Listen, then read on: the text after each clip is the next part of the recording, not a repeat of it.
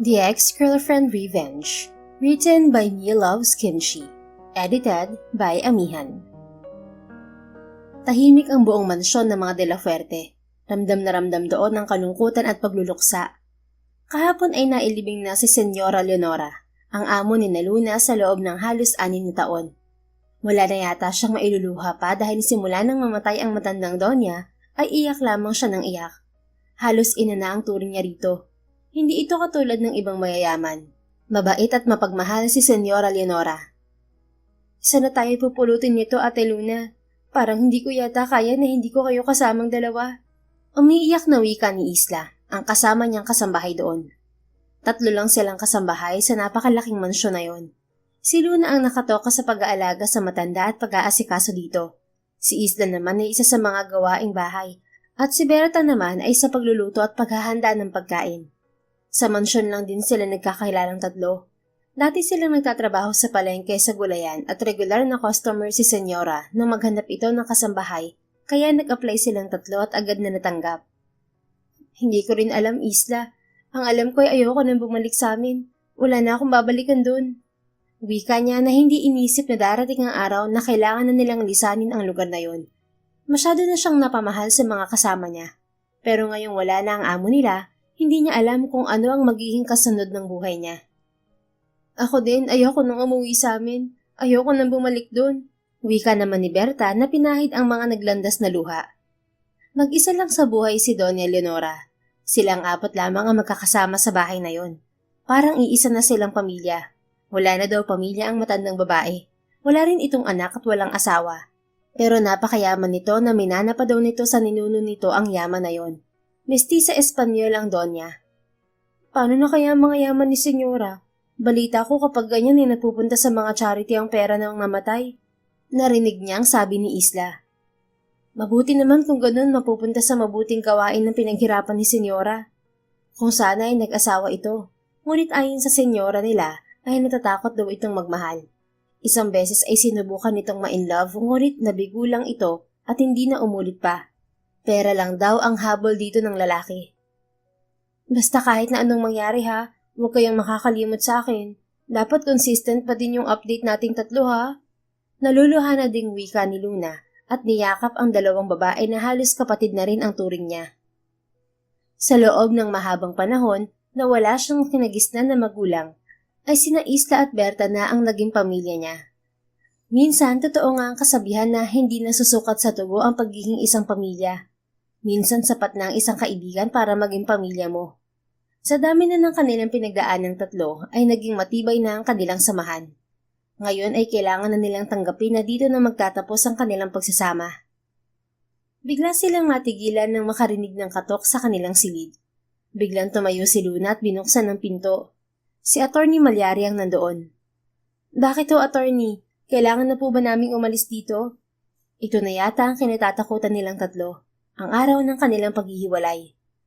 Pwede ba akong pumasok, Luna? Nakangiting tanong ni Attorney. Pwede naman po. Bigla ay parang sinalakay siya ng kakaibang kaba. Ano ho palang sadya niyo sa amin? Tanong niya dito. Mula sa dalang bag ay may kinuha itong papel. Ang papel na hawak ko ay ang last will and testament ni Senyora. May mga huling habilin siya para sa inyong 3. Sabi ni Attorney at nagkatinginan silang 3. Nakita ni Luna na natense din ang 2 niyang kaibigan. Ano po ang sabi? Si Isla yon, hindi na yata nakatiis. Nakasaad sa papeles na ito na kayong 3 ang magiging tagapagmana ni Senyora Leonora sa halos lahat ng kanyang ari-arian na nagkakahalaga ng mahigit 300 milyon. Hahatiin niyo ang maayos ang pera na ito. Sa susunod na mga araw, magkakaroon tayo ng legal process para sa paglilipat ng inyong pangalan sa mga property ni Senyora Leonora. Dahil naging mabuting tao kayo sa Senyora, ay ito ang inyong gantimpala. Hanggang sa huling hininga niya, hindi niyo siya iniwan, kaya nararapat lang na kayong 3 ang maging tagapagmana niya. Sana ay gamitin niyo ang perang ito para sa inyong paglago, at hindi masayang ang pinaghirapan ng Senyora. Paliwanag ni Attorney sa kanila, at parang namanhid ang buong katawan niya. Hindi kayang paniwalaan ni Luna ang sinabi ni Attorney, ngunit hindi yun isang panaginip. Yun ang katotohanan. Napaiyak ulit silang 3 sa magandang balita na dala ni Attorney. Salamat, Senyora. Maraming salamat sa pagmamahal niyo sa aming 3. Umiiyak na wika niya habang nakatingala. Nilapitan siya ng dalawang kaibigan at niyakap niya ang mga ito. Isang anghel na padala ng langit si Senyora. Mayaman na sila, hindi na sila babalik sa hirap. At ngayong mayaman na siya, wala siyang ibang naiisip kundi ang gantihan ang mga taong nanakit sa kanya noong walang-wala siya. Panahon na para balikan ko kayong lahat. Mahinang usal ni Luna sa kanyang isip. 1 taon makalipas ng pamanahan sila ng mahigit 100 milyon ni Senyora Leonora, ay inayos ni Luna ang kanyang buhay. Nag-invest siya sa ibang business at pinalago niya ang kanyang pera. Kaya ngayon, malayong-malayo na ang buhay niya sa kung saan siya nanggaling noon. Magkakasama pa din silang nakatirang 3 sa mansyon. Yun na ang naging kanlungan nilang 3. Kumbaga, kahit saan man sila mapunta, ay uuwi at uuwi sila sa mansyon. Dahil pakiramdam nila ay malaki ang utang na loob nila sa bahay na yon, sa kung ano man ang narating nila. Senyorita, coming na daw po si Mr. Villanueva. Sabi sa kanya ng sekretary niya. Tipid lang siyang tumango, pero ang kanyang puso ay nagririgodo na ng mga sandaling yon. Kasalukuyan siyang nasa loob ng VIP room sa isang restaurant para sa isang meeting. Okay, Bambi, hihintayin ko na lang siya dito. Anya sa sekretary at marahan niyang hinigop ang in-order niyang kape. Simula nang ayusin ni Luna ang kanyang buhay, iisa lang ang nasa isip niya, ang gantihan ang mga taong nang api sa kanya. Sa panaginip lang niya ang lahat ng ito noon. Ngayon, ito na ang realidad niya. She is living her dream. Nakapagpatawad na siya pero hindi pa siya nakakalimot. Miss De La Fuerte, I'm sorry na late ako. May inayos pa kasi ako sa farm. Natigilan ang lalaki sa pagsasalita nang magtama ang kanilang mga mata. Pinigilan naman ni Luna ang kahit na anong emosyon na pilit kumakawala sa kanya. Kailangan niyang maging kalmado. Hindi niya pwedeng ipakita sa kausap na kinakabahan din siya. Matagal na panahon niyang hinintay na muling makita ang lalaking to. Ang lalaking una niyang minahal. Ang lalaking pinag-alaya niya ng kanyang buong pagkatao noon, pero ang unang lalaki rin na dumurog sa buong pagkatao niya. Maria Luna? Hindi makapaniwalang tanong nito nang tila makabawi na ito mula sa pagkabigla. Tumayo siya at inilahad niya ang kanyang kamay. It's Luna de la Fuerte, Mr. Villanueva. Nice meeting you. Pilit niyang pinapakalma ang kanyang sarili habang nakatingin dito at nakalahad ang kanyang kamay. It's been so many years pero mukhang hindi man lang dumaan ng mga taon dito. He was still the same. His looks, his eyes, his nose and his build.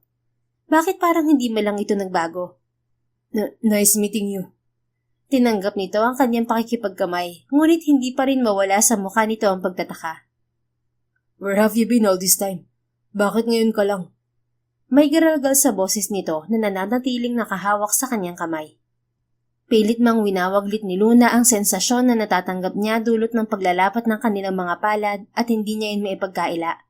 Nandoon pa rin ang tila init na gumapang mula sa kamay nito papunta sa buong pagkatao niya. I'm here for business, Mr. Villanueva. Wala ako dito para mag-entertain ng mga personal na tanong. At binawi niya ang kamay mula dito sa kanaupo. Tila natauhan naman to. I'm sorry. Hinging paumanhin nito, ngunit natiling nakatitig sa dalaga. Parang hindi makapaniwala. Umupo na rin ito sa upuan na nasa harapan ni Luna. So, Mr. Villanueva, is it still open? Ang kalahati ng hasyenda niyo? Willing ako magbayad agad kapag naayos ang mga papeles ora mismo. Tanong niyang pinapakalma ang sarili. Hindi yun ang inaasahan niya. Alam niyang naghanda siya ng matagal na panahon. Pero bakit niya yung kaharap na ulit niya ang lalaki ay tila nayanig ang mga muog na binuo niya? Yeah, if you plan to visit the hacienda, we're still open para makita mo ang kalahating bahagi ng ibebenta namin. We are running out of funds para sa plantasyon, kaya kailangan agad namin ng pera. The legal teams are ready anumang oras na kailangan mo ang legal na mga papeles. Sabi nito sa kanya na pilit lang din pinapakalma ang sarili. Sige, bukas na bukas rin Mr. Villanueva. Pupunta ako ng hacienda para maayos na din natin agad ang mga dapat na ayusin. Sabi niya dito at tumangot-tango na ito. You can call me Joaquin. Drop the formality. Parang wala tayong pinagsamahan dati. Sabi nito nang umiti ng bahagya. Biglang sumikdo ang puso ni Luna. Hindi niya inaasahan ang ngiting yon. Umismid siya bilang defense mechanism sa reaksyon ng kanyang puso dito. Not necessary. I'm here for business. Kung sino man ang tinutukoy mong may pinagsamahan kayo, she's dead. Matagal na siyang wala. Nice meeting you, Mr. Villanueva. At tumayo na siya, ngunit naging maagap si Joaquin at agad siyang nahawakan nito sa kamay upang pigilan siyang umalis. Anong motibo mo sa pagbili ng hasyenda, Luna? Seryosong wika nito sa kanya. Again, for business, wala akong ibang motibo. I know the capacity of the hacienda, kaya gusto kong bilhin. Sinalubong niya ang mga tingin ni Joaquin at hindi niya maintindihan kung bakit may nababanaag siyang sakit doon. Hindi ba at siya ang nasaktan? Bakit umaakto itong parang siya ang iwan dito? I hope so. Sana lang. At binitiwan nito ang braso niya. See you around, Mr. Villanueva. At mabilis na siyang tumalikod. Pagdating sa kanyang sasakyan ay agad siyang napasandal sa kanyang upuan. Parang hinang-hina siya, nanlalambot. Alam niyang handa siya pero hindi niya alam kung bakit ganoon ang pakiramdam niya sa unang pagkikita nila ni Joaquin pagkatapos ng ilang taon. Ipapamukha ko sa inyo na hindi kayo nagtagumpay na durugin ako at wasakin ng pagkatao ko. Puno ng kapaitang wika ni Luna habang nakatingin sa figura ni Joaquin na papalabas na ng restaurant. Kailangan pa niyang paghandaan ng mga susunod pang araw. Kinabukasan ay maagang umalis ng mansyon si Luna papunta sa Hacienda Villanueva. Nandoon na naman ang pamilyar na kaba na nararamdaman niya. Maraming taon na din simula nang umalis siya ng San Simon at nangakong hindi na babalik doon. At kung babalik man siya, ay hindi na siya ang dating Maria Luna na walang kalaban-laban. And she's coming back, tulad ng pinangarap niya noon. She had everything now. Iba talaga nagagawa ng pera. This is now or never, Luna. Para na rin sa ikatatahimik mo. Kausap niya sa kanyang sarili. Mahigit 3 oras ang naging biyahe niya mula sa mansyon papunta sa San Simon kung saan naroon ang hasyenda. Mula pa lang sa arko na nagsasabing nasa San Simon siya ay nilukob na siya ng kakaibang lungkot. This used to be her sanctuary. Sa simbahan ng San Simon kasama ang mga madre doon na nagpalaki sa kanya ay bumuo siya ng pangarap sa lugar na yon. Marami siyang magagandang alaala sa bayang yon. Pero hindi yun naging sapat para hindi niya kamuhian ang buong bayan kasama ang mga taong nanakit sa kanya. Pinigil ni Luna ang pagdaloy ng kanyang alaala nang matanaw na ang sign na nagtuturo sa kanya papunta sa Hacienda Villanueva. Ilang minuto pa ang lumipas ay tumigil na siya sa parking lot ng hacienda. Nakaabang na si Joaquin sa kanya. Inayos muna niya ang kanyang sarili bago bumaba ng sasakyan. Nang pakiramdam niya ay handa na siya, bumaba na siya. Welcome to Hacienda Villanueva. I know we're familiar here. Wala namang gaanong nagbago dito. Nakangiting bati sa kanya ni Joaquin. He looked so fresh. Bagong gupit? Bagong ahit? Pinaghahandaan ba siya nito? He was still dashing as ever. Pero walang epekto yun sa kanya. Tumigil ka, Luna. Saway niya sa kanyang sarili. Wala na ako natatandaan. Mataray na wika niya sa binata, ngunit tila baliwala lang yun dito. Nakangiti pa rin to. Alam ko na mahaba ang binyahe mo, kaya nagbanda muna ako ng lunch bago tayo pumunta dun sa ibebentang parte ng hacienda. Sabi nito sa kanya nang makalapit na. Wag na, okay lang para makauwi din ako kaagad. Malamig niyang sagot rito, pero hindi nito yun pinansin. Please Luna, kahit ito lang.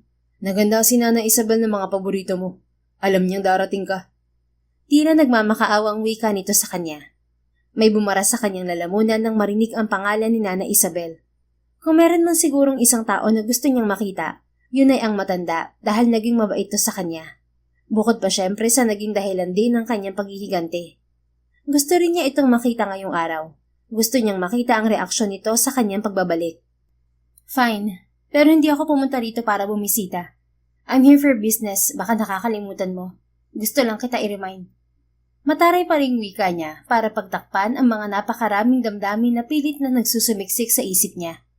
Ngayong nandito na ulit siya sa Hacienda at San Simon, ay hindi na siya sigurado kung tama pa ba ang ginawa niyang pagbabalik.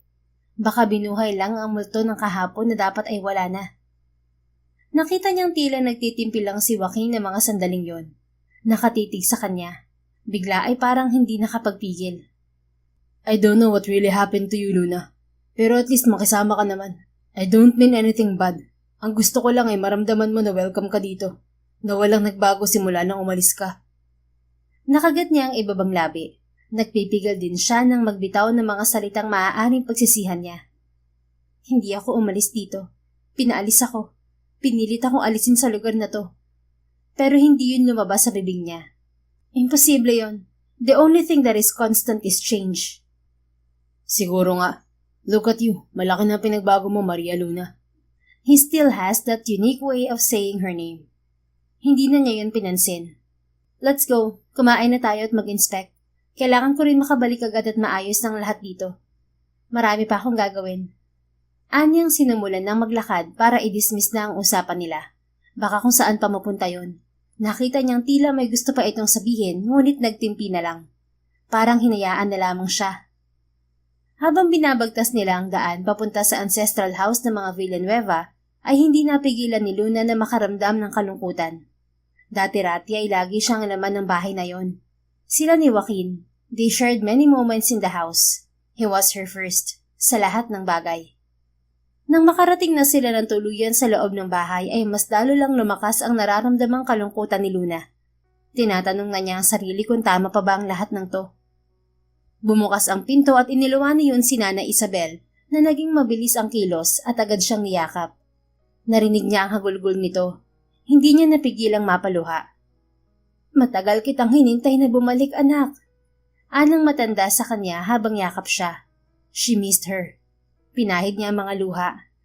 Nana, ang laki po ng pinagbago niyo. Sabi lang niya dahil halos puti na ang lahat ng buhok nito.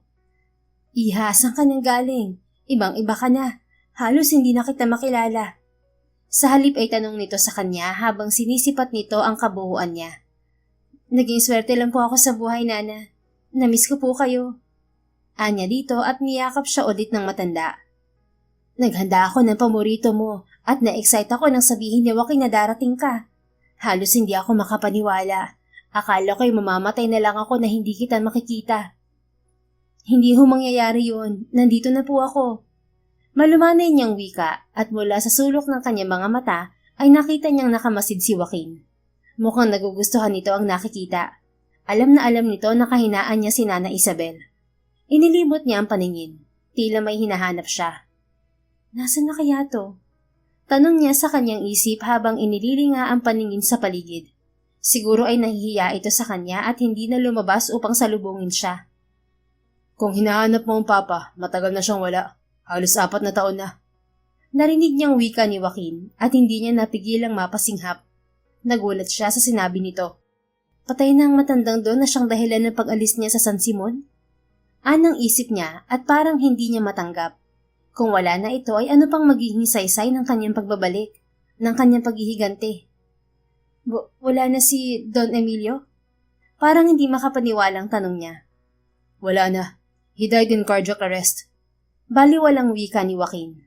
Napatingin siya dito, parang hindi man lang niya ito nababanaagan ng kalungkutan. Sa loob na tayo magkwentuhan para makakain na kayo, iha at senyorito. Baka lumamig ang pagkain. Wika ni Nana Isabel na bumasek sa katahimikang namagitan sa kanila. Sumang-ayon silang dalawa at pumasok na sa loob. Pagpasok niya sa ancestral house, parang binalot siya ng lamig na pakiramdam at dinala siya sa nakaraan. Malakas ang ulan at nasa labas si Luna ng ancestral house ng mga Villanueva. Kanina pa niya hinihintay si Joaquin sa labas niyon, ngunit walang Joaquin na lumalabas. Hindi niya napigilang umiyak. Ngayon ay araw na itinakda nilang dalawa para umalis ng San Simon, upang takasan ang malupit nitong ama. Napansin niyang bumukas ang pinto at agad siyang nabuhayan ng loob. Baka inantay lang ni Joaquin na makatulog ang ama nito. Pero sa kanyang pagkadismaya, ay si Don Emilio ang lumabas. Mabilis siyang nagtago sa likod ng mga halaman. Ngunit huli na yata siya dahil tinatahak na ng matanda ang kinaroroonan niya. Hindi nito alintana ang lakas ng ulan. Huwag ka nang magtago. Kung gusto mong umalis ay umalis kang mag-isa. Mabagsik na wika nito. Para siyang basang sisiw na lumabas mula sa pinagtataguan niya. Parang awa niyo na. Hayaan mo na kami ni Joaquin. Nagmamahalan kami at wala kaming ginagawang masama. Umiiyak na agad niyang wika dito. Hindi ikaw ang babaeng gusto ko para sa anak ko. Wala kang yaman, wala kang pangalan, at hindi mo nga alam kung sino ang mga magulang mo. Anong magiging buhay ng anak ko sa bastardang tulad mo? Wala. Hanggang sa mamatay at mawala ka sa mundo, ay hanggang dyan ka na lang, Maria Luna. Kung hindi ka nga tanggap ng totoong magulang mo, ay sino pa ba ang tatanggap sa'yo? Huwag mo nang idamay ang anak ko sa kamalasan sa buhay mo. Umalis ka na dito at huwag na magpapakita pa sa amin. Hampas lupa. Puno ng galit ang boses ng matanda at mataman lamang siyang nakatitig dito. Para itong demonyo sa kanyang paningin. Pero mahal ko po si Joaquin.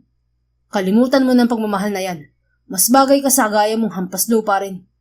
Umalis ka na sa bayang to kung ayaw mo ako mismo kumaladkad sa'yo. Ano po bang nagawa ko at ginaganito niyo ako?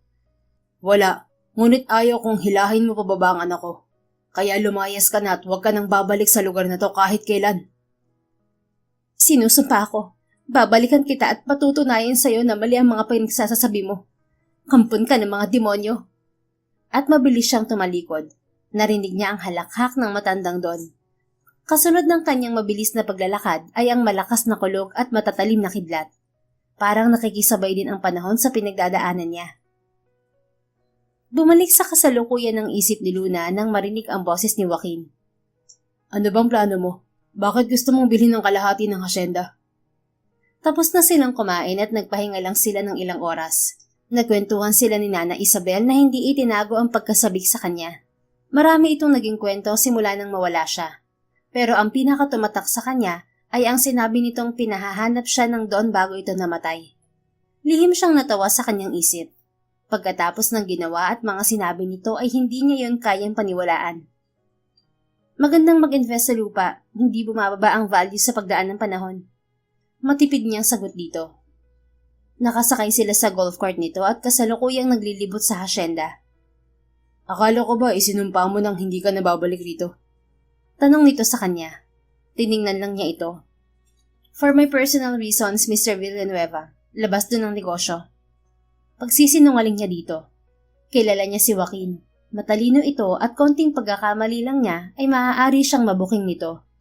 Why do you look so disappointed when you knew that Papa died? Ano ba talagang balak mo sa pagbabalik mo dito? Naghihinalang tanong pa nito sa kanya. Sabi na nga ba niya, hindi siya nito titigilan at alam niyang napaka-observant nito. Napaghandaan na niya yon, pero hindi niya alam na magiging ganito ka-intimidating si Joaquin. Kung may nagbago man dito, yun siguro ay parang alam na nitong tumayo sa sariling mga desisyon nito. Ano bang gusto mong marinig? Hamon niya sa binata. Ang katotohanan, nandito ka ba para maghiganti? Wala na si Papa Luna. Wala na ang taong gusto mong paghigantihan. Umiikot ang mundo. Ang sabi mo nga, change is the only constant thing in this world. Well, nagbabago din ang tao, ang pangyayari at ang sitwasyon. If you're still living in the past with all those hatred, I think you have to think again. Hindi na to ang tamang lugar para sa paghihiganti mo. Mariing wika nito sa kanya. Napatiimbagang siya sa sinabi nito. Alam ba nito ang pinagsasabi nito? Alam ba nito kung ano ang pinagdaanan niya simula nang umalis siya ng San Simon? Alam ba nito na naghintay siya dito na baka isang araw ay darating ito at magsasama sila? Alam ba nito na naghihintay pa din siya sa pangako nito noon? Anong karapatan mo para sabihin sa akin yan? Palibhasa, duwag ka. Hindi ka marunong tumupad sa usapan. Palibhasa, takot ka sa tatay mo at hindi ka marunong manindigan ng mga pangako mo. Naikuyom niya ang kanyang kamay at nakagat niya ang kanyang ibabang labi. Halos lahat ng mga gusto niyang sabihin na naipon sa loob ng ilang taon ay parang gustong lumabas. Kasabay niyon ang mga luha na pinipigilan niya. Itinigil nito ang golf cart at tiningnan siya.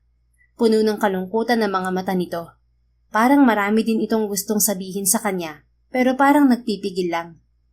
Hinanap kita. Sinubukan kong sundan ka, Luna. Bigla ay tila nabasag ang tinig nito. Nakita niyang binalot ng kalungkutan ang mukha nito. Nagbago na ang isip ko, Mr. Villanueva. Hindi ko na itutuloy ang pagbili sa kalahati ng hasyenda mo. Bumalik na tayo. Hindi siya pumunta doon para ungkatin pa ang nakaraan. Wala na si Don Emilio. Siguro nga ay wala nang saysay ang naiisip niyang paghihiganti. Itutuloy na lang niya ang buhay niya at tuluyan ang kalilimutan ang San Simon at si Joaquin. Because deep in her heart, alam niyang may bahagi pa ng puso niya ang nakalaan para dito. At yun ang ayaw niyang buksan, dahil kasabay niyon ay ang mga masasakit na alaala na pilit din niyang ibinabaon. Hindi ka habang buhay na pwedeng tumakas sa nakaraan, Luna. Makahulog ang wika nito. Nakaya ko noon, hindi imposibleng makaya ko ulit ngayon. Bumalik na tayo. Hindi nito pwedeng makita ang kahinaan niya. Pero bago pa sila makabalik ni Joaquin ay biglang tumunog ang cellphone niya. Agad niyang sinagot yon at nakita niyang si Berta ang tumatawag. Hello Berta, bakit ka tumawag? Kung hindi naman emergency ay hindi tatawag ang kaibigan niya. Narinig niya ang hikbi nito sa kabilang linya. Luna, kung saan ka man ngayon, dyan ka muna. May banta sa buhay natin. Si Isla nakidnap siya. Delikado tayo ngayon. Napamura siya sa sinabi nito. Shh! Nasaan ka? Naitawag mo na ba to sa pulis? Nagpapanik na niyang wika at sa sulok ng mata niya ay nakita niyang tila naging alerto si Joaquin. Oo, mag-iimbestiga na sila. Pero wag ka munang umuwi please. Diyan ka muna at nasa ligtas na lugar na din ako. Nag-aalala ako kay Isla.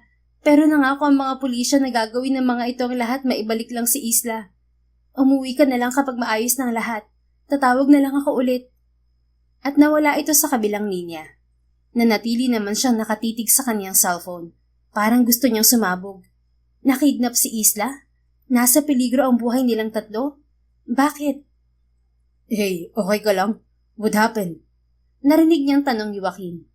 Sa halip na sumagot ay umiyak na lang siya. Nakidnap ang kaibigan ko. Nasa peligro ang buhay niya. Delikado ang buhay namin. Oh You can stay here for a while. Mas ligtas ka dito. Don't worry, tutulungan kita. Marami akong kilala na pwedeng makatulong na mahanap ang kaibigan mo. Wika nito at naramdaman niyang ginagap nito ang kamay niya. May naramdaman siyang init mula doon na parang nagpapagaan ng pakiramdam niya. Pamilyar ang damdamin yon. Natatakot ako para sa kaibigan ko. Matapat niyang wika. Hush, Luna. Nandito ako. Tutulungan kita. Huwag ka mag-alala. Malumanay na wika nito sa kanya. Hindi alam ni Luna pero sa unang pagkakataon sa mahabang panahon, naging panatag ang loob niya sa kabila ng problemang kinakaharap niya. Ironic lang dahil nanggaling yun sa lalaking naging dahilan kung bakit nasaktan siya noon. Bumalik sila sa bahay ni Joaquin at hindi na tinanggihan ang offer ng lalaki. Pwede naman siyang mag-hotel pero naisip niyang mas ligtas siya sa hasyenda. Dito na muna ang magiging silid mo, Luna. Kapag may kailangan kay sabihin mo lang sa akin. Wika ni Joaquin sa kanya nang ihatid siya nito sa magiging silid niya.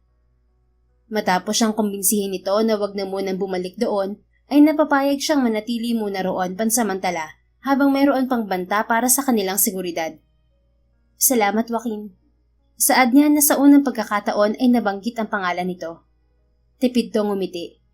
Basta ikaw, huwag ka mag-alala sa mga susuotin mo. May mga iilang gamit dyan na pwede mong gamitin pansamantala. Turo nito sa cabinet sa kaliwang bahagi ng silid. Dating silid daw yun ni Joaquin. Pamilyar siya sa silid na yon dahil minsan sa buhay niya ay nakatulog na din siya doon. Gamit ba ng girlfriend mo yan? Baka magalit siya na gagamitin ko.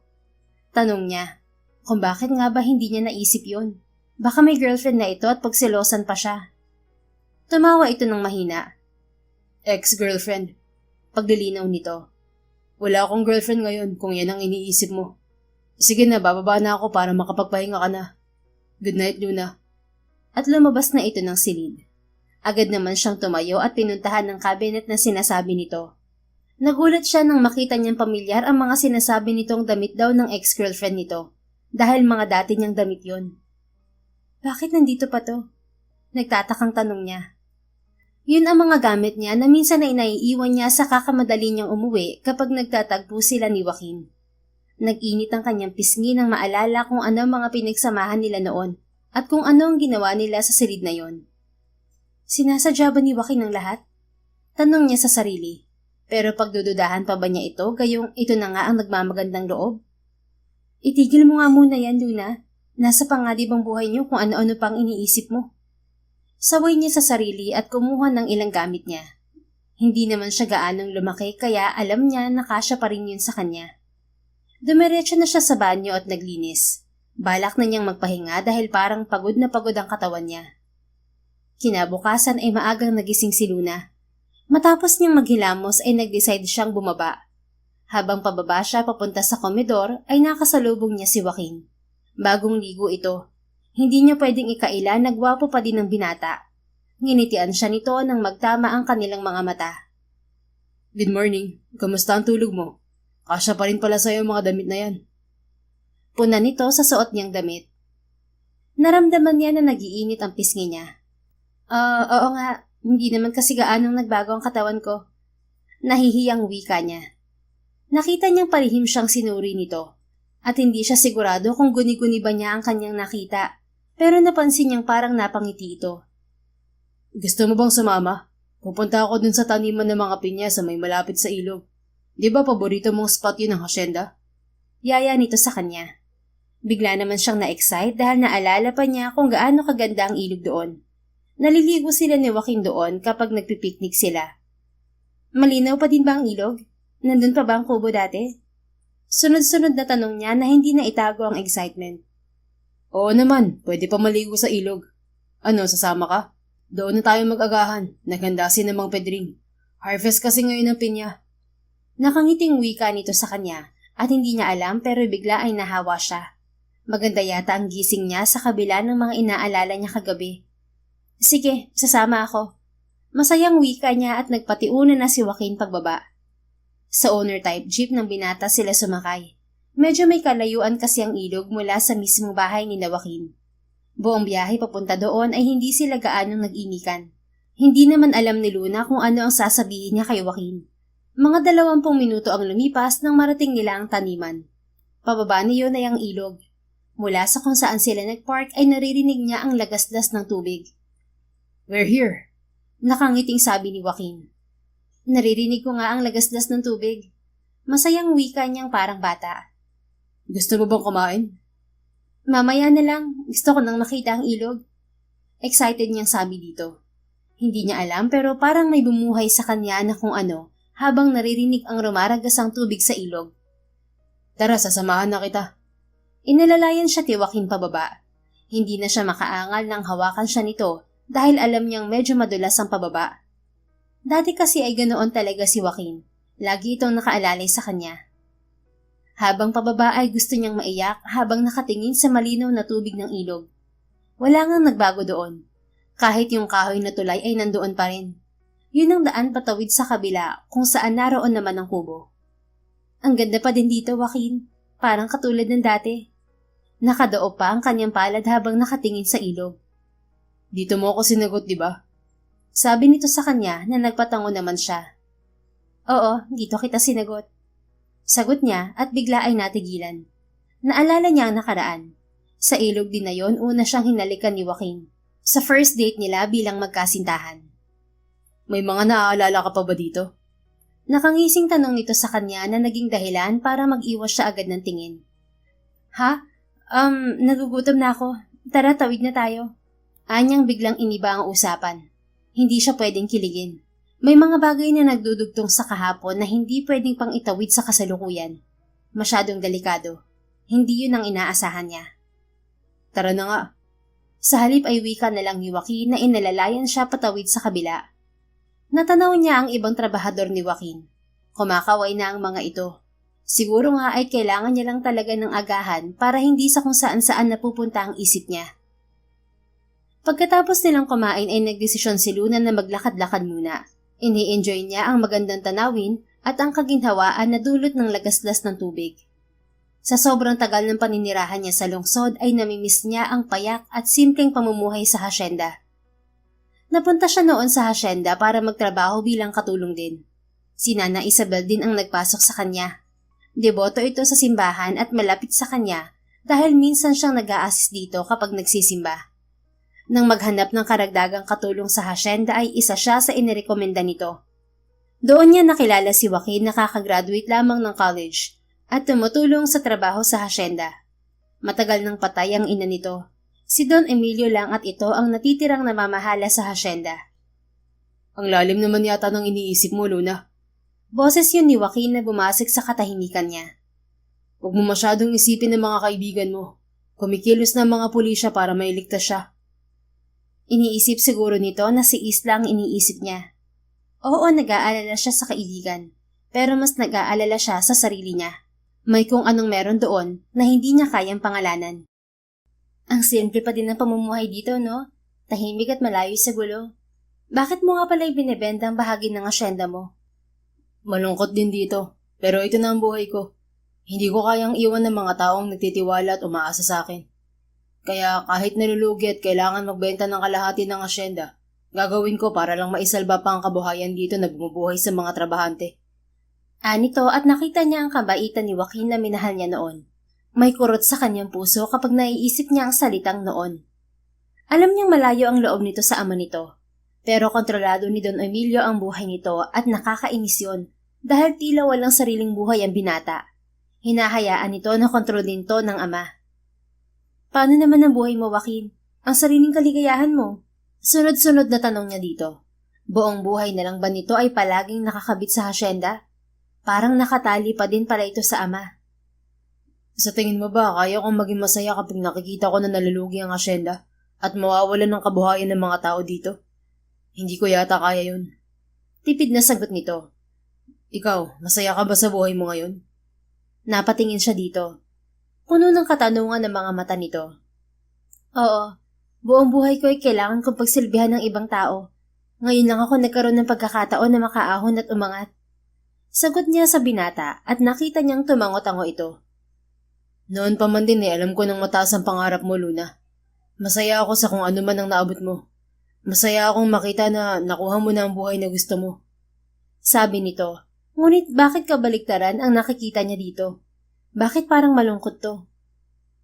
Salamat. Alam mo naman siguro ang naging buhay ko. Marami akong hirap na pinagdaanan. Naranasan kong kutyain, Joaquin. Naranasan kong mawalan ng mahal sa buhay dahil walang-wala ako. Naranasan kong hindi ako ipaglaban dahil lang sa mahirap ako. Mahirap maging mahirap. Parang lahat ng karapatan ay pinagkait sa akin. Emosyonal na wika niya at naramdaman na lang niya ang kamay ni Joaquin na pinahid ang mga luha na hindi niya namalayang dumadaloy na pala sa kanyang pisngi. Alam mong minahal kita, Luna. Wala akong babae na minahal katulad ng pagmamahal ko sa'yo. Oo, naging duwag ako. Malaki ang pagkukulang ko sa'yo dahil hindi kita naipaglaban. Masyado akong naging mahina noon. Nagpadala ako sa takot. Pero hinanap kita. Sinubukan kong maglayas at umalis dito para hanapin ka. Pero hindi ko alam kung paano ka hahanapin. Hanggang sa sumuko na lang din ako. Wala akong pera. Paano kita bubuhayin noon? Napilitan akong bumalik dito at nangako sa sarili ko na hahanapin kita.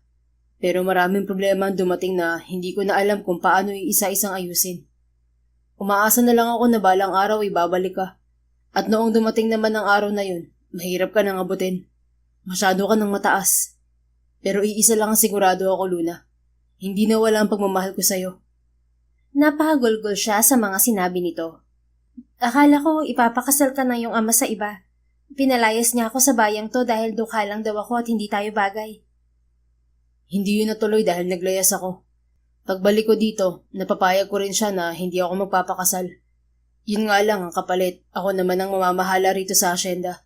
Kaya hanggang ngayon, narito pa rin ako. Ikaw, anong balita sa'yo? Isa-isang bumalik ang sakit. Ang lahat ng mga pinagdaanan niya noon. Okay lang ako. Namasukan ako noon sa suki namin sa palengke. Nagtrabaho ako sa kanya at nang mamatay siya, iniwan niya ang kayamanan niya sa aming tatlo na pawang mga kasambahay lahat. Pero bago yun, kung ano-anong trabaho ang pinasok ko. Sandali siyang natahimik. Kumirot na naman ang puso niya dahil sa isang pangyayari na ayaw na sana niyang alalahanin pa. Pero narito na siya kaya sasabihin na rin niya kay Joaquin. Alam mo bang natutulog ako noon sa bangketa, Joaquin? Ilang buwan din tapos palakad-lakad lang ako hanggang dinala na ako ng mga paa ko sa syudad. Kumain ako ng mga tira-tira lang para maitawid ang buhay ko.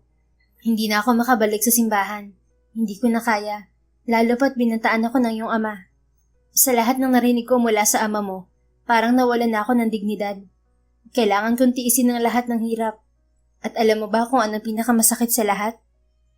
Puno ng kapaitang tanong niya dito. Parang sasabog ang dibdib niya ng mga sandaling yon.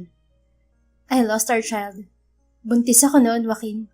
Hindi ko alam na buntis ako. Nakunan ako. Nawala akong anak natin dahil lahat ng trabaho ginawa ko. Kahit mabigat, kinakaya ko para lang makasurvive. At sinisisi ko ang sarili ko na nawala akong anak natin. Kung hindi sana ako ulila, kung hindi sana ako mahirap, nailigtas ko sana siya. Buhay sana siya. Umiiyak niyang wika at niyakap siya ni Joaquin. Nakita niyang umiiyak na din to. I'm sorry. I'm sorry, Luna. Hindi ko alam. Kasalanan ko lahat. Kasalanan ko. Sorry. Kung alam ko lang sana. Umiiyak na wika nito sa kanya habang yakap-yakap siya. Sobrang bigat ng nararamdaman ni Luna ng mga sandaling yon. Ngunit kahit papaano ay tila nabawasan ang bigat sa dibdib niya dahil nailabas na niya ang matagal na niyang tinatago. Buong buhay niya ay dala niya ang guilt na yon.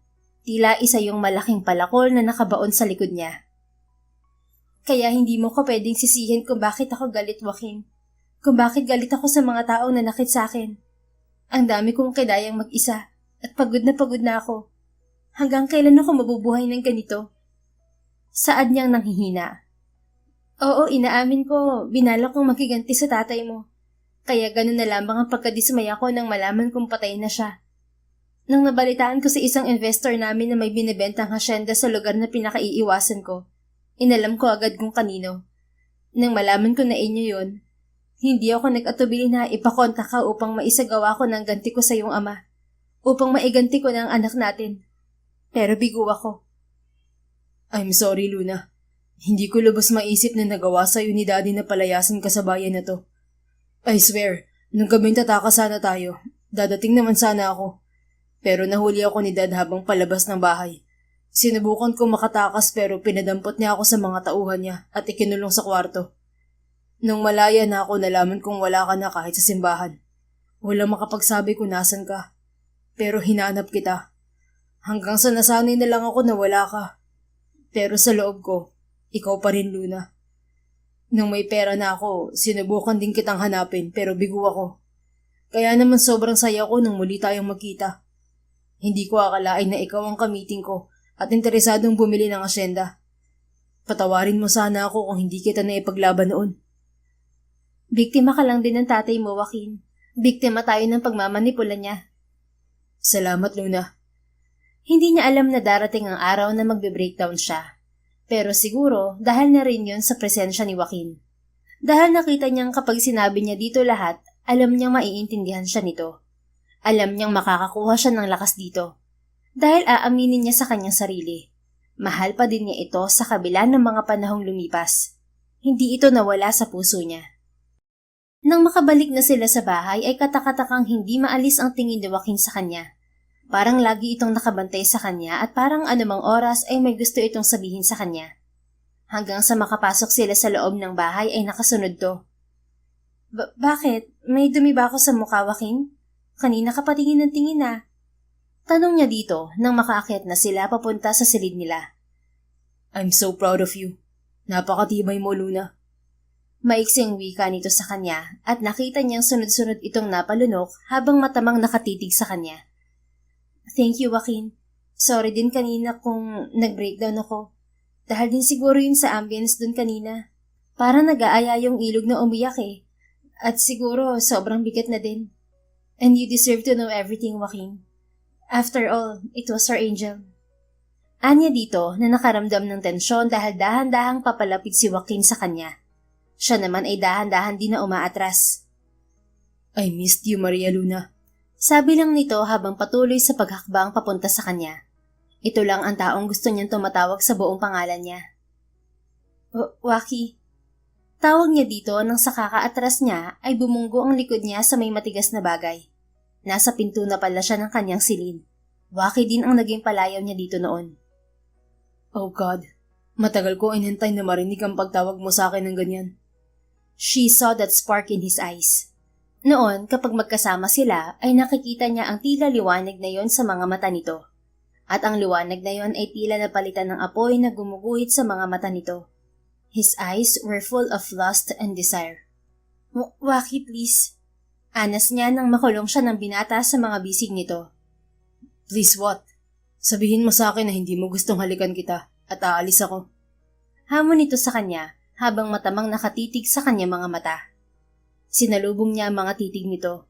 Natuon ang tingin niya sa mga labi ng binata. Natatakot ako, Waki. Halos pabulong niyang wika.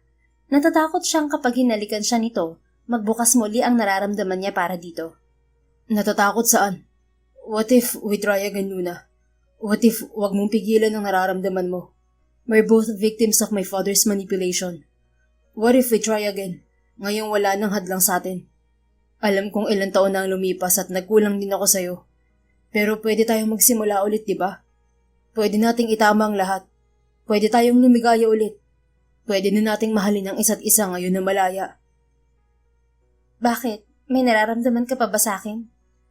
Hindi na wala yun, Luna. Sagot nito sa kanya. Wala nang salisalita, siya na mismo ang kumapit sa leeg ng lalaki at siniil ito ng halik. Tama ito. Pareho silang biktima. At ngayon wala nang hadlang, bakit hindi nila ulit subukan? Naging mapusok ang unang pagdampi ng kanya mga labi. Naging mainit ang pagsalubong ng labi nito sa kanya. Naging mapaghanap. His kiss brought her a different kind of sensation she was looking for. It felt like she was home after a long journey. Because maybe he was her home. Ito ang tahanan niya. Pumasok sila sa silid niya at naramdaman niya ang bawat init na nagmumula dito. Ito pa rin ang hinahanap-hanap ng katawan niya. Pamilyar pa rin ang bawat haplos nito at halik sa kanya. Hindi na siya natatakot. Hinayaan na lang niya ang kanyang sarili na damhin ang bawat init na ibinibigay nito. She was free. Naramdaman niyang nakalaya na siya. I love you, Maria Luna. I never stop loving you.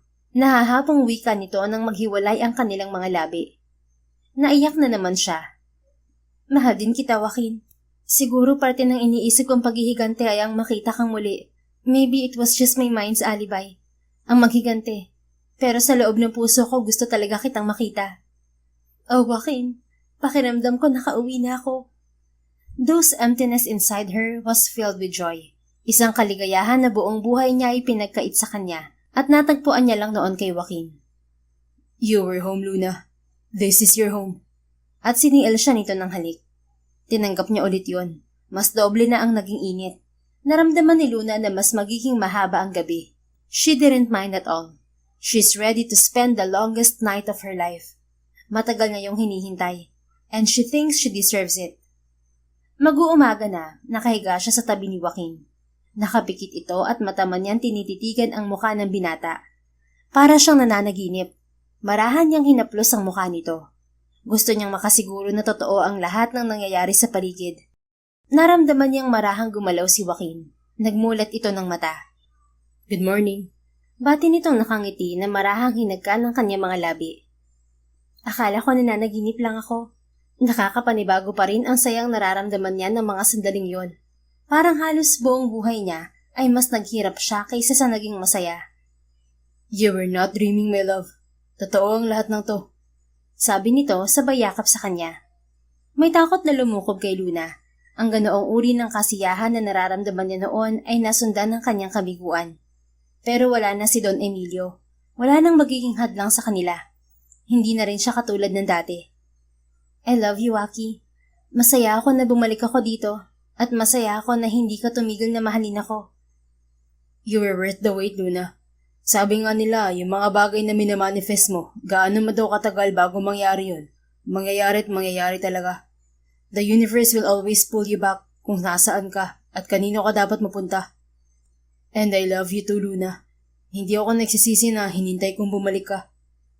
She can feel his love. Siguro kaya hindi rin naging mahirap sa kanya na buksan muli ang puso dahil alam niya at nakikita niya ang genuine na pagmamahal mula dito. Sabi nga nila, when it's worth the risk, talagang napakasolid nun. What will happen in our future, Joaquin? Pagkatapos nito, anong mangyayari sa ating dalawa? Curious na tanong niya. Matagal nilang hinintay ang lahat ng to. Hindi pwedeng hanggang doon lang sila. If you want, I will marry you. Let's stay here sa hacienda. This is your home. Bubuo tayo ng pamilya dito. We will raise our kids here. Katulad ng mga nauna nating plano. Sabi nito sa kanya at walang pagsidla ng kaligayahan na nararamdaman niya. Yun ang gusto niya, ang payak at tahimik na lugar kasama to. Hindi naman talaga niya kailangan maging sobrang yaman. Ang mahalaga sa kanya ay kasama niya ang taong mahal niya at gusto niya. Kapag natapos ang lahat ng to, kapag nailigtas na ang kaibigan ko, magpakasal tayo, Waki. Tiyak magugustuhan nila dito at tiyak ko rin na magugustuhan mo sila.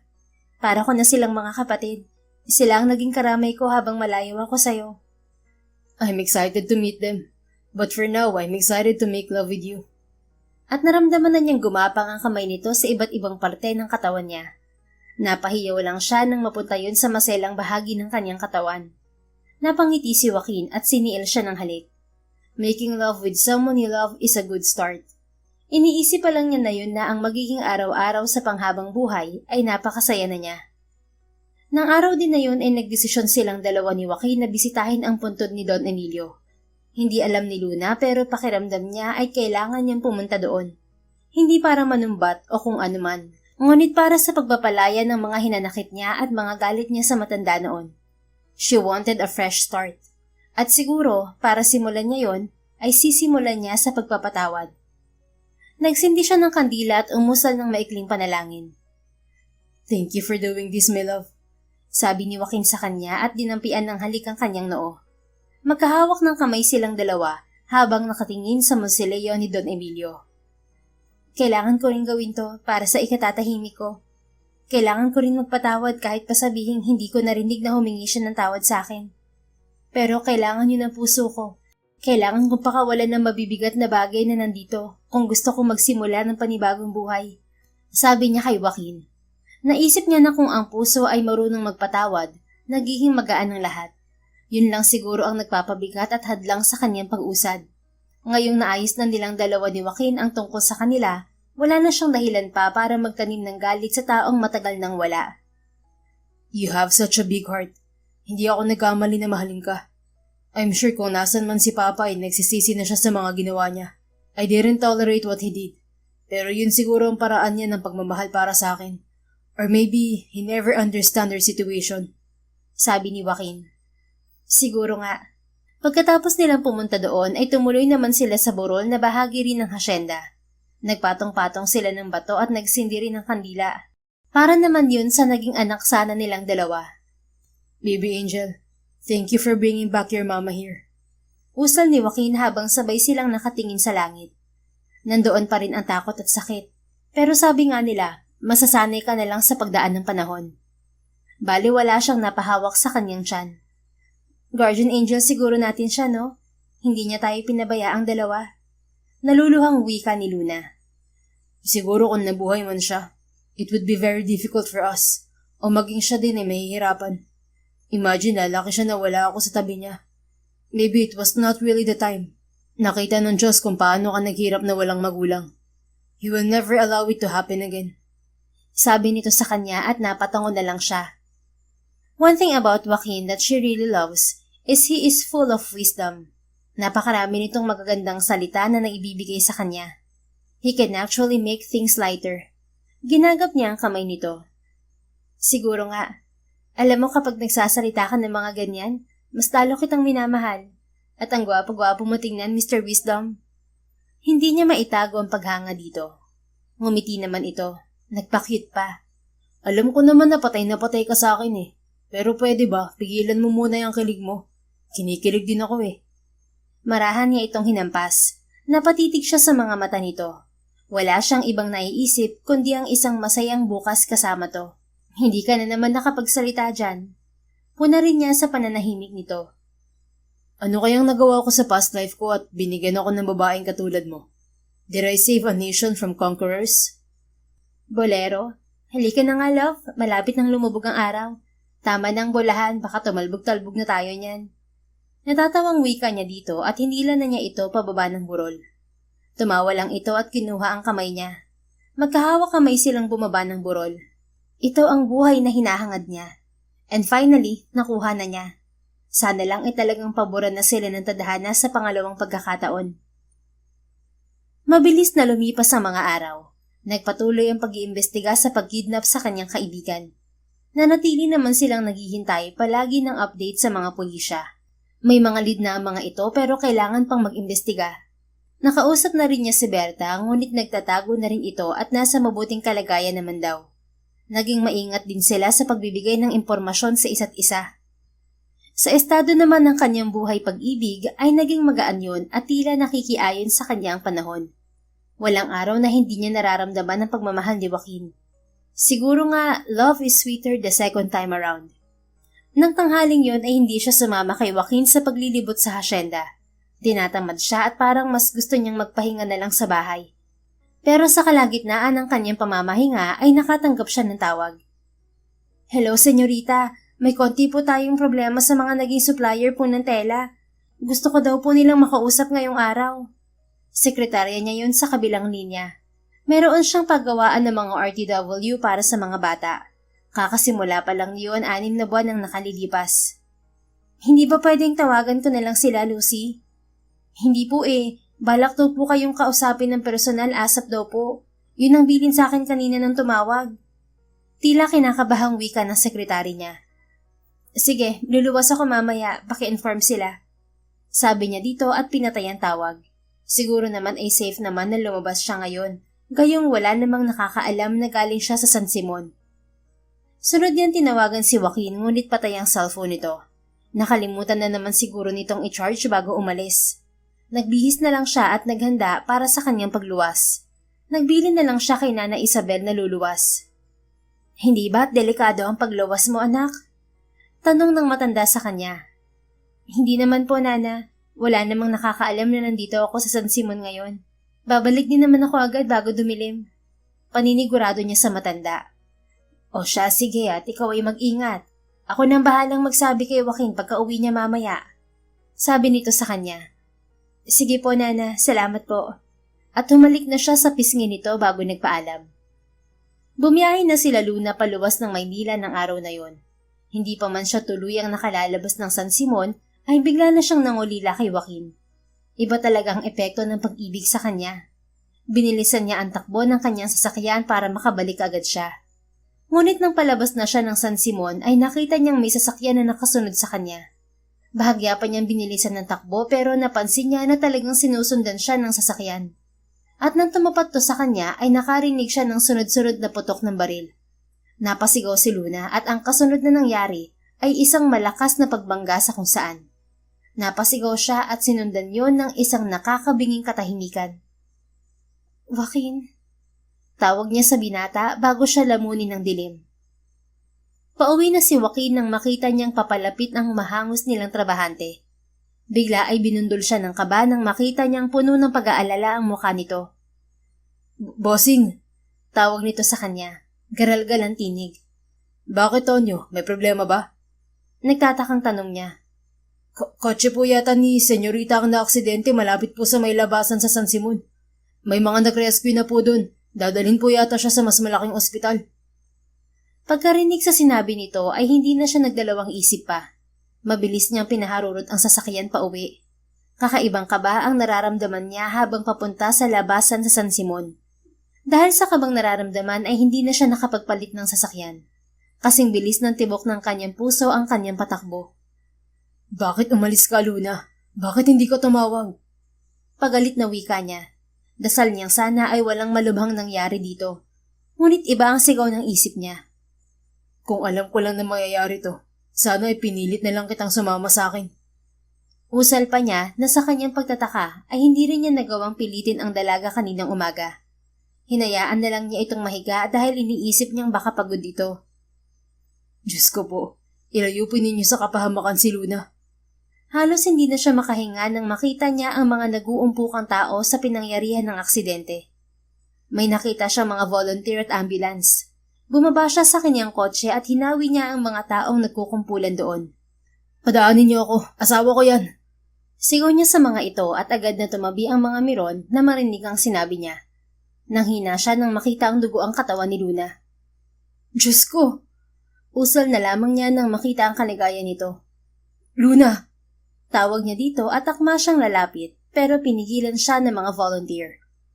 Standby lang po tayo, mister. Dadalhin po natin siya sa malapit na ospital. At kinalaganan ng mga ito sa stretcher ang katawan ni Luna. Halos madurog ang puso niya sa nakikita niya. Iligtas po ninyo ang asawa ko. Tanging wika niya habang nakatingin sa walang malay na katawan ng dalaga. Pwede ka pong sumama sa amin. Anang rescuer sa kanya at tila robot na sumama siya sa mga ito papasok sa loob ng ambulance. Pagpasok doon ay nagkaroon siya ng pagkakataon na makalapit kay Luna. Marahan niyang hinawakan ang kamay ng dalaga. Love, hang in there. Huwag mo akong iiwan, please. Huwag ngayon, parang awa mo na. Umiiyak na wika niya habang nakatingin sa dugo ang katawan nito. Halo-halo na ang nararamdaman niyang awa at takot habang nakatingin dito. Wag po ngayon, Lord. Kakasimula pa lang po namin ulit. Please po, ibigay niyo na sa amin to. Matagal po kami naghintay. Dasal niya habang umiiyak. Hindi niya kayang tanggapin ang pwedeng mangyari. Pero naniniwala siya na lalaban si Luna. Hindi siya nito iiwan. May pangako sila sa isa't isa. Please love, hang in there. Marami pa tayong pangarap. Usal niyang hindi mapigil ang luha. When life gives you lemon, you just have to make lemonade. For he thought life was easier. But it was not. Nakaluhod si Joaquin sa loob ng chapel sa ospital. He was asking for miracle. For a second chance. Dahil hindi niya alam kung ano ang magiging buhay niya kung wala na si Luna. Kanina nang dinala ito sa operating room ay nakita niya ang muka ng mga doktor. Ayaw niya mag-isip ng kung ano. Gusto niyang isipin na makakaya ni Luna ang lahat ng to. Panginoon, hindi ko po alam kung bakit pinagdadaanan namin ang lahat ng to. Pero alam ko pong may dahilan. Hindi ko pa man po lubos na maintindihan ang lahat ng to sa ngayon. Pero alam kong darating ang araw na maiintindihan ko kung bakit nangyayari to. Nakikita po ninyo ang laman ng aking puso. Wala po kong hiniling buong buhay ko kundi ang makita si Luna. Binigyan niyo po kami ng pangalawang pagkakataon. Sana po ngayon pagbigyan niyo po ako ulit. Hindi niyo naman po siguro ibibigay sa akin ulit kung babawiin niyo lang din naman. He never prayed like this before. Shame on him. Pero wala siyang ibang alam na paraan kundi ang lumapit sa Diyos. Ito ang nagbigay ng buhay niya. Tama lang din na dito niya ulit hingin ang pangalawang buhay ng taong mahal niya. Tumunog ang cellphone niya dahilan para maputol ang kanyang panalangin. Si Nana Isabel yun na sumugod agad sa kanila nang malaman ang nangyaring aksidente. Joaquin, umiiyak na wika nito sa kabilang linya. Parang pinipiga ang puso niya nang marinig ang boses ng matanda. Nana, bakit ho? Ayaw niyang tanggapin. Ayaw niyang isipin ang mga susunod na sasabihin nito. Si Luna, tagumpay ang operasyon. Natanggal na ang namuong dugo sa utak niya. Salamat sa Diyos. Saad nito sa kabilang linya at napapikit siya sa sobrang relief na nararamdaman. Hindi niya namalayan na umiiyak na ulit siya. Papunta na po ako dyan. Anya at muling tumingin sa rebulto ni Jesus. Maraming salamat po.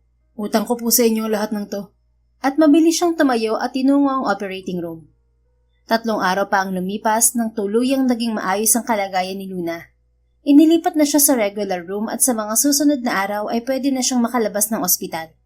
Nakita niya si Joaquin na nakatingin sa kanya. Sa buong 3 araw ay hindi ito umaalis sa tabi niya at lagi itong nakaalalay sa kanya. Puno ng kagalakan ng kanyang puso. Doon niya nakita at napatunayan na sobrang mahal siya ng binata. Wala na siyang pwedeng hilingin pa. Thank you for staying, my love. Anya nang maupo ito sa kanyang tabi. Mahal kita, hindi kita pababayaan. Sabi nito at hinagkan ng kanyang kamay. Nahuli na yung nagtangkang barilin ka, Luna. Nahuli sila sa checkpoint. Iniimbestigahan na ngayon kung may kinalaman din ba to sa pagkawala ng mga kaibigan mo. Pero positibo sila na malapit nang malutas ang lahat ng to. Anito sa kanya nang makita siguro ang pag-aalala sa mukha niya.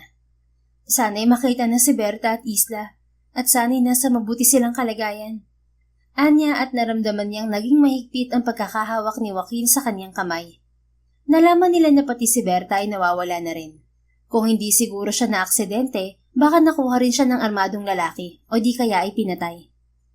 Don't worry, my love. Nasa maayos silang kalagayan. All you have to do is magpagaling at magpalakas. Dahil kapag okay ka na, magpapakasal na tayo. Nakangiting wika nito sa kanya. Are you sure? Oo naman. I don't want this to happen again. Gusto na kitang pakasalan and build a family as soon as possible. Hindi natin alam ang buhay. We have to seize every moment. At kung may natutunan man ako sa mga nangyari, every day is a chance to live and love. Ayoko na ulit maranasan ang lahat ng to. Paliwanag nito sa kanya at naiintindihan niya to. Nakita ni Luna ang relief at takot sa mata nito nang magising siya. Nakita niyang mugturin ang mga mata ng nobyo. Doon niya napagtantong kung mahal nga ng isang tao ay nagiging posible ang lahat. Siguro ay panahon na talaga niya, pero dahil sa pagmamahal ni Joaquin ay pinabalik siya ng Diyos. Dahil hindi nito kayang makita na nasasaktan si Joaquin. Thank you for loving me, Joaquin. Sapat na ang lahat ng pagmamahal mo na nakikita ko para tanggapin ang kasal na alok mo. Dahil pagdating sa pagmamahal, ito na ang magiging standard niya. Lugi pa ba siya na araw-araw sa buhay niya sa susunod na mga araw ay pagmamahal nito ang nakahain? Maybe there will be bad days, my love, pero pipiliin pa rin kita. Makahulog ang wika nito sa kanya.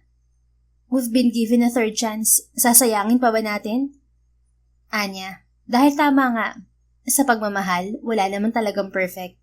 Hindi araw-araw mahal mo ang isang tao, pero sa araw-araw na pinipili mo ito, ay sapat na yon na patunay ng isang wagas na pagmamahal. Love is about choosing to stay even in hard times. Dinampian ni Joaquin ng halik ang kanyang mga labi. Thank you, my answered prayer. When someone prays for you, it's always better than I love you. Pagkalipas ng 2 linggo ay nakauwi si Luna sa hasyenda. Sa araw na yon ay nakaupo sila sa balkonahe sa villa. Pareho silang nakatingin ng nobyo sa papalubog na araw. Magkahawak ang mga kamay. Kanina lang ay kausap nila ang magiging wedding coordinator na siyang nagpaplano ng kanilang kasal sa mga susunod na linggo. What if I didn't come back? Ano na kaya mangyayari sa atin? Magbabago kaya ang mga nangyari? Tanong niya kay Joaquin habang nakatingin sa araw. Siguro, pero naniniwala ka naman siguro na if it's meant to be, it will be. Oo naman, dahil kung hindi tayo para sa isa't isa, malamang ay nakahanap na tayo ng kani-kanyang partner natin, di ba? Totoo nga siguro yung destiny. Ngayon niya napatunayan that she was a firm believer of destiny. Nakita niyang may kinuha si Joaquin sa bulsa nito. Isang papel. Ano yan? Natatawang wika niya. Nagsulat ako ng tula para sa'yo. Tila nahihiyang wika nito. Tula? Why? Hindi niya maitago ang kilig. Diba, hindi ako formal na nakapag-propose sa'yo. Let's make it official here, love. Habang nakatingin sa atin ng papalubog na araw. Tumikim ito bago simulang basahin ang tulang ginawa nito. Sa dinami-rami ng unos at bagyo, ikaw at ako'y nanatili, di sumuko. Sa bawat gabing luha ang kasama, sa bawat umagang puno ng pag-asa. Sa dami-rami ng mga pagsubok, mga sugat at pait na ating tinutok, hinawakan mong mahigpit ang aking kamay, at sa'yo natutong muling maniwala at sumabay. Sa dinami-rami ng maaaring piliin, ikaw pa rin ang tahanang nais balik-balikan. Ikaw ang sagot sa dasal ng puso. Ikaw ang dahilan ng bawat pagsuyo. Kaya ngayon, sa harap ng langit at mundo, may isang tanong na nais ihabilin sa'yo. Tayo na mahal, buuin ang pangarap. Pakakasalan mo ba ako at makakasama habang buhay? Lumuhod ito sa kanya. Hindi niya napigil ang luha. Ang lahat ng kanilang pinagdaanan ay naipagkasya nito sa napakagandang tula para sa kanya. Oo, love. Magpapakasal ako sa'yo. Pinahid ni Joaquin ang luha sa kanyang mga mata at banayad siyang hinalikan. Sa pagpikit niya ng kanyang mga mata ay nakita niya ang isang magandang bukas na nag-aabang. Siya, si Joaquin, at ang kanilang magiging mga anak. Kasabay ng paglubog ng araw ay ang pagsibol ng isang bagong simula para sa kanilang dalawa. Sinubok man ng maraming unos, sa isang masayang ending din pala sila magtutuos. The End. Kung nagustuhan mo ang istoryang ito, please don't forget to like, comment, and share it with your friends. Your support really makes a difference. Thank you and see you sa ating next story. Keep safe and be blessed.